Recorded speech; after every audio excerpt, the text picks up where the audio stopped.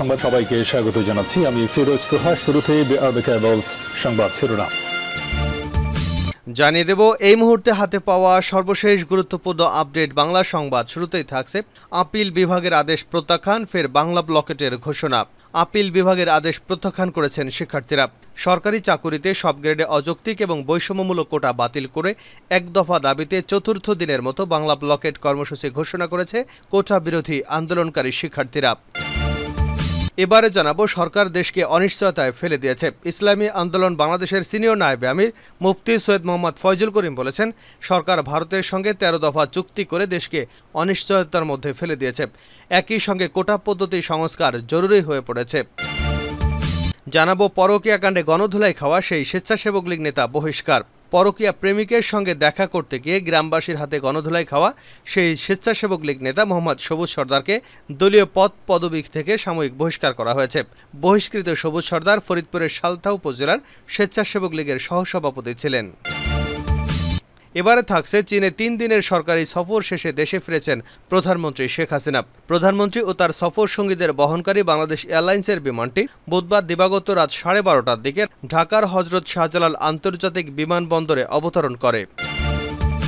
জানিয়ে দেব সরকারি চাকুরিতে নিয়োগ কোটা বাতিল বা বহাল নয়, সংস্কারই জরুরি বলে জানিয়েছেন জাতীয় সমাজতান্ত্রিক দল জাসদ। এবং সর্বশেষ জানাবো আন্তর্জাতিক সংবাদ। নজরদারি এড়াতে পুরনো পদ্ধতিতে হিজবুল্লাহ, দিশেহারা ইসরায়েলি যোদ্ধারা। ইরান সমর্থিত লেবাননের সশস্ত্র গোষ্ঠী হিজবুল্লাহ তারা ইসরায়েলের উচ্চ প্রযুক্তির অত্যাধুনিক নজরদারি ব্যবস্থা এড়াতে পুরনো পদ্ধতিতে ফিরে গেছেন।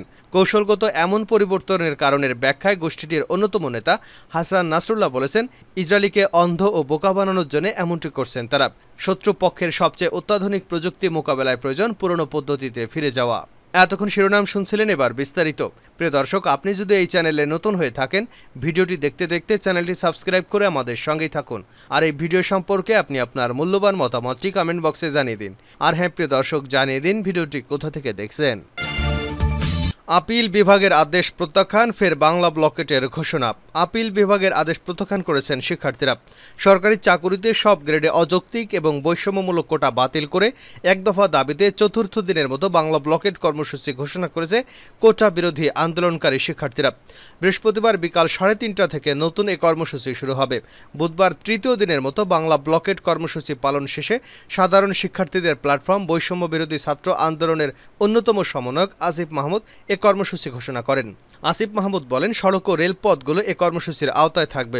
আমরা নির্বাহী বিভাগকে বলতে চাই, অতি দ্রুত আমাদের দাবিটি মেনে নেন, যাতে আমরা পড়ার টেবিলে ফিরে যেতে পারি। তিনি বলেন, 2018 সালে যে পরিপত্র দেওয়া হয়েছিল হাইকোর্ট সেটি বাতিল করেছে। আমরা এই আইনের প্রক্রিয়ায় হাইকোর্টের বারান্দায় যেতে চাই না। আমরা আমাদের রুটিন কার্যক্রম চালিয়ে যেতে চাই। আমাদের দাবি মেনে না নেওয়া পর্যন্ত আমরা আমাদের আন্দোলন চালিয়ে যাব। আমরা যে এক দফা দাবি জানিয়েছি সে ব্যাপারে আমাদের নির্বাহী বিভাগ থেকে সুস্পষ্ট বক্তব্য আসতে পারে। একটি কমিশন গঠন করে সেই কোটা সমস্যার স্থায়ী সমাধান করতে হবে। সরকার দেশকে অনিশ্চয়তায় ফেলে দিয়েছে ফয়জুল করিম। ইসলামী আন্দোলন বাংলাদেশের সিনিয়র নায়েবে আমির মুফতি সৈয়দ মোহাম্মদ ফয়জুল করিম বলেছেন, সরকার ভারতের সঙ্গে 13 দফা চুক্তি করে দেশকে অনিশ্চয়তার মধ্যে ফেলে দিয়েছে। একই সঙ্গে কোটা পদ্ধতি সংস্কার জরুরি হয়ে পড়েছে। তিনি বলেন, 2018 সালে শিক্ষার্থীদের আন্দোলনের পরিপ্রেক্ষিতে কোটা ব্যবস্থা সংস্কারের পরিবর্তে পুরোপুরি বাতিল করে দেওয়া হয়েছিল। 56 ভাগ কোটা আমরা চাই না। মুক্তিযোদ্ধাদের আমরা সম্মান করি মনে প্রাণে, কিন্তু মুক্তিযোদ্ধাদের দোহাই দিয়ে তাদের নাতিপুতিরা 56 ভাগ নিয়ে গেলে আর বাকি কি থাকে। তিনি বিশ্ববিদ্যালয় শিক্ষার্থীদের উদ্দেশ্যে বৈষম্যমূলক পেনশন ব্যবস্থার পরিবর্তে সর্বজনীন পেনশন চালু এবং শিক্ষার্থীদের দাবি মেনে নিতে সরকারের কাছে দাবি জানিয়েছেন। দুপুরে রাজধানীর পুরানা পল্টনস্থ দলের কেন্দ্রীয় কার্যালয়ে বিভিন্ন পর্যায়ে দায়িত্বশীলদের সঙ্গে মত বিনিময়কালে এসব কথা বলেন তিনি। মুফতি ফয়জুল করিম বলেন, সম্প্রতি পিএসসি ব্যবস্থাপনায় রেলওয়ে উপপরিচালক পদে নিয়োগ পরীক্ষা, প্রশ্নপত্র ফাঁসের ঘটনা উদ্বেগজনক। সবকিছুর একটা সীমা থাকা প্রয়োজন। বিসিএস পরীক্ষার প্রশ্নপত্র ফাঁস করলে আর বাকি কি থাকে। সরকার দেশের দুর্নীতি অভয়ারণ্যে পরিণত করেছে, যার আখের অত্যন্ত ভয়াবহ এবং খেসারত গুনতে হবে সমগ্র দেশবাসীকে। দেশ কোথায় গিয়ে ঠেকেছে?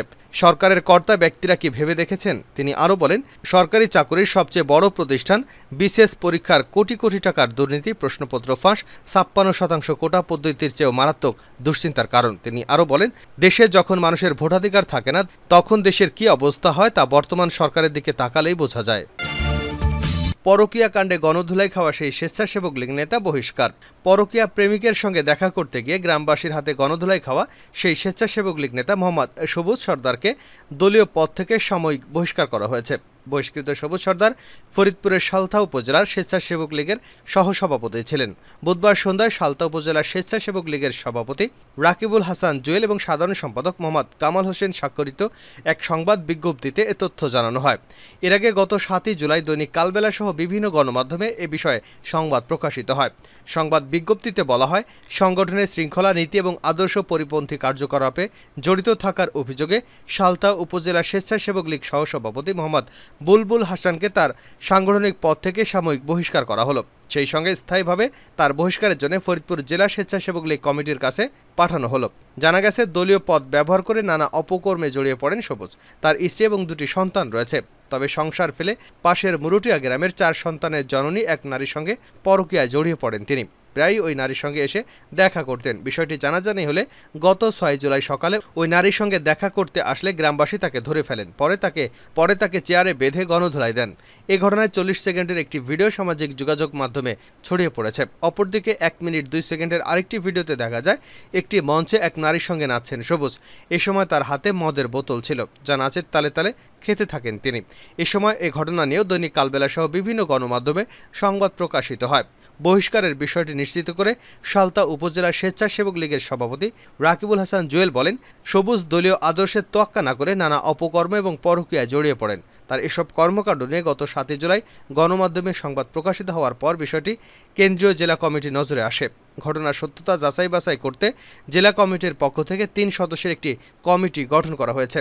সেই তদন্ত কমিটি তদন্ত করে ঘটনার সত্যতা পাওয়ার পর জরুরি সিদ্ধান্ত মোতাবেক সবুজকে তার দলীয় পদ থেকে সাময়িক বহিষ্কার করা হয়েছে।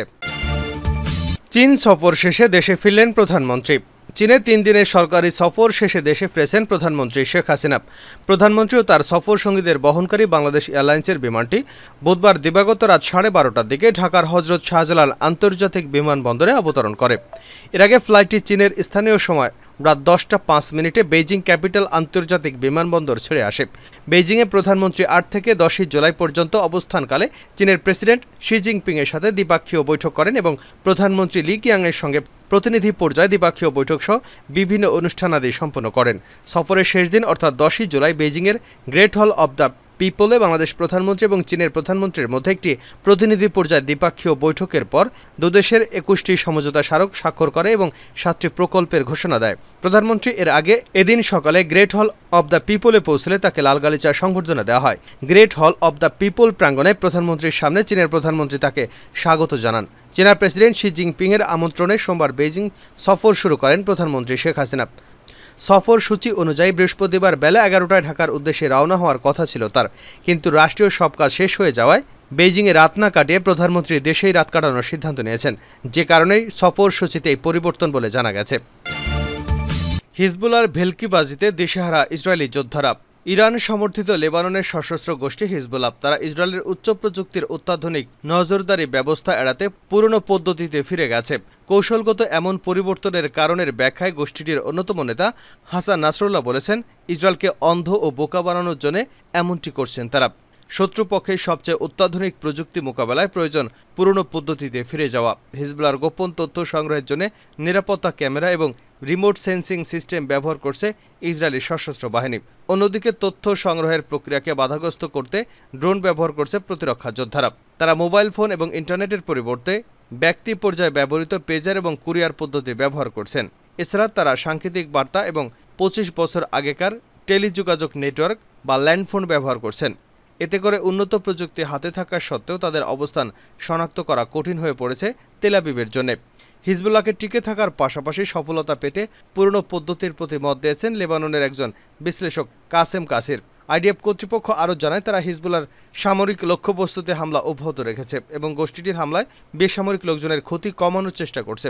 ইসরায়েলি হামলায় হিজবুল্লাহ নিরাপত্তা ব্যবস্থা আরও কড়াকড়ি হয়েছে। যোদ্ধাদের মোবাইল ফোন নিষিদ্ধ এবং নিরাপত্তা ক্যামেরা সংযোগ বিচ্ছিন্ন করার নির্দেশনা দেওয়া হয়েছে।